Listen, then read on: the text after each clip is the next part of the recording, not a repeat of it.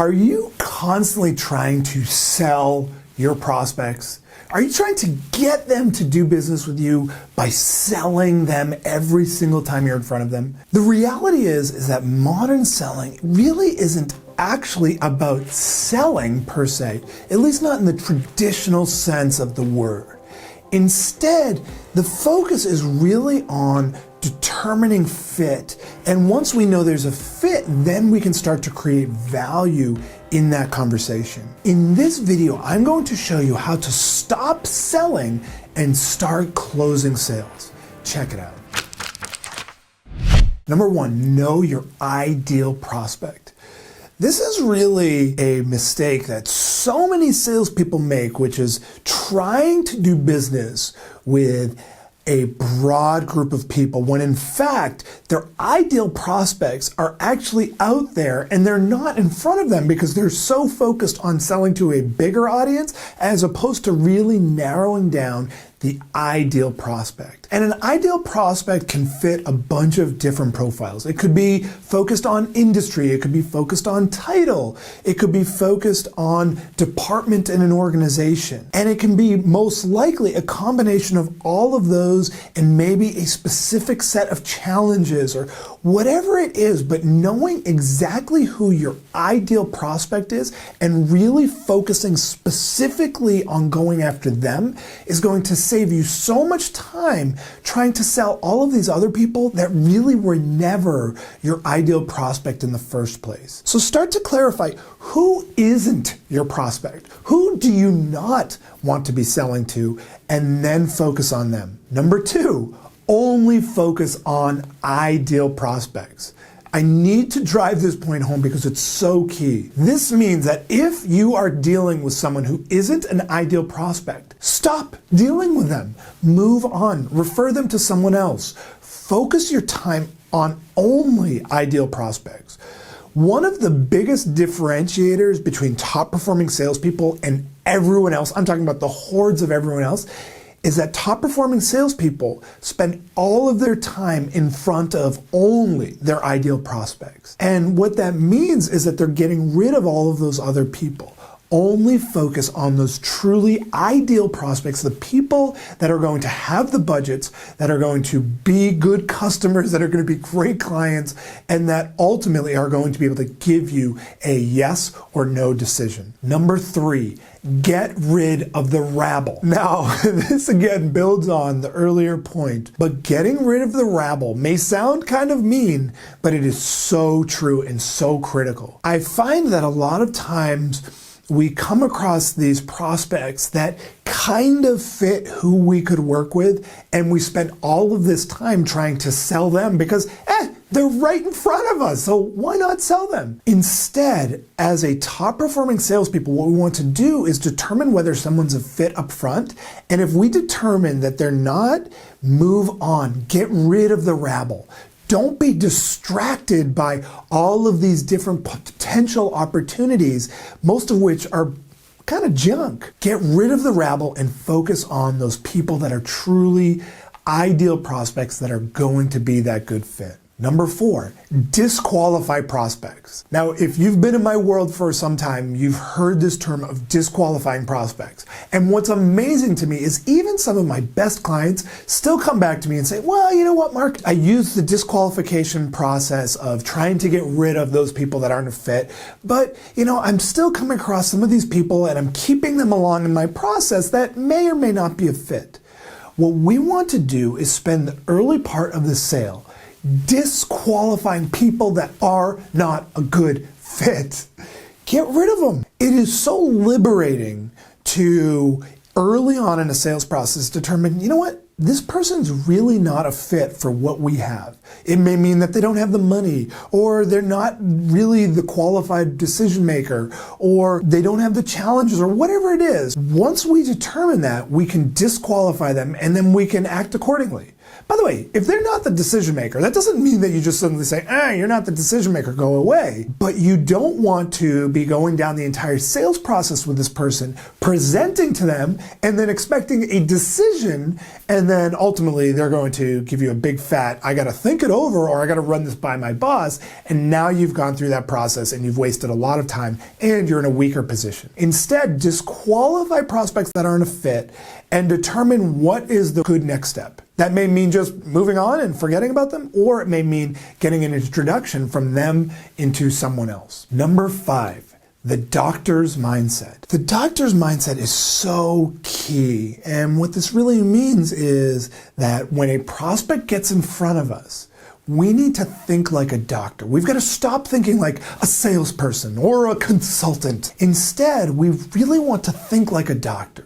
Think about going to a doctor's office. You walk into that doctor's office and you say, hey doc, you know what, my elbow, I've been having this issue and I think I might need some surgery.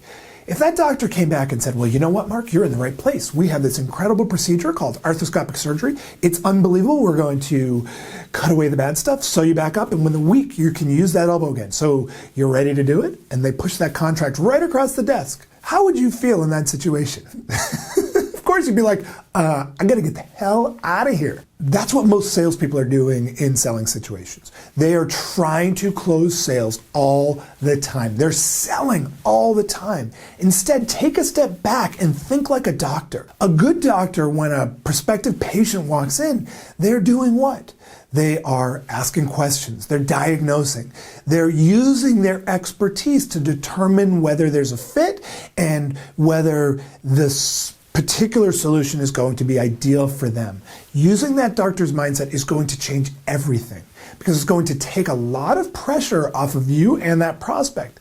And at the same time, it's going to create a lot more value. Number 6, only present to their challenges. Have you ever been in a selling situation where it was actually going pretty well and you're in this presentation and they're like, oh yeah, that makes a lot of sense, and oh, I could see how we could use that, and it just feels good. And then you get excited and you say, oh, and by the way, let me show you one other thing that we can do. And you present that one other thing and they're like, yeah, we don't really need that right now. And then suddenly in that moment, you can feel that you're kind of like pushing that rock back up the hill again, just trying to get to where you were 20 seconds previously. Only present to their challenges.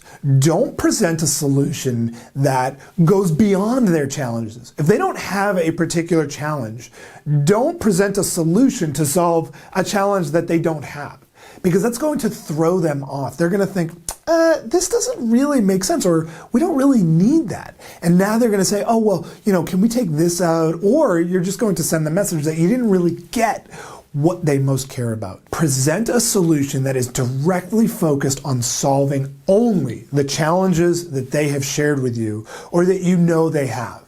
Ideally, you would have discussed all of those challenges, though, in that discovery conversation leading up to that presentation. Number 7, get tons of feedback. Feedback all the way throughout the sale, all the way from the beginning to the end. There is a tendency, especially, by the way, for more seasoned salespeople, to get on a roll. And we're like, oh yeah, I'm feeling good. I'm killing this one. And we just start talking. And we're not getting feedback from the prospect throughout this process. And so even when we're presenting a solution, we're just talking for 10 minutes straight. What we want to be doing instead is constantly getting feedback throughout any time that we're talking. Now, do you see what I just did there? I'm getting a little feedback from you. And of course, this is a little weird because this is a video and I'm not looking at a real human being. But you're watching this and you're saying, yeah, I do get what you're saying. Anytime we're talking for significant periods of time, we want to be getting feedback from them with little questions that I call feedback loops. Something that just sounds like, hey, so does that make sense? Or do you see what I'm saying there? The more we're using those little questions to bring them back, the data shows that prospects are much more likely to do business with us the more we're getting that feedback. You literally cannot overdo this. Get tons of feedback. Does that make sense? Number 8, drop the hard close. Now, I know the title of this video was how to stop selling and start closing. And so you're thinking, how am I going to use this hardcore arm wrestling closing technique that I can now use, and it's just going to be this magic bullet that's going to close every single sale. We need to drop that hard close. Selling is not about selling, and it's not about closing. Selling is about using a process by which we determine whether there's a fit, and we're asking really powerful questions to create value, to engage them in that conversation, to understand exactly what's going on, using our expertise, by the way, but really pulling them into a conversation. And so that way, by time the closing moment is ready, you've gone through a discovery, you've presented your solution, there is no hard close, because we've gotten so much feedback throughout that the only question you ever have to be asking in a closing situation is, what would you like to do next? And because you've done such a good job up until then, they're naturally going to say, how do we move forward? Or, you know what, I'd like to bring in so-and-so into this conversation, or whatever it is. So you clarify exactly what that next step is, and there's never that hard close. If we can avoid that hard close, we're going to be selling so much more. So there is how to stop selling and start closing sales. And if you enjoyed this video, then have an awesome free online training on the data-driven approach to help you crush your sales. Just click right here to get registered instantly. Seriously, just click right here. This is an in-depth training that will help you close more sales at higher prices, all while generating more meetings. Also, if you got some value, please like this video below on YouTube, and be sure to subscribe to my channel by clicking my face right here to get access to a new video just like this one each week.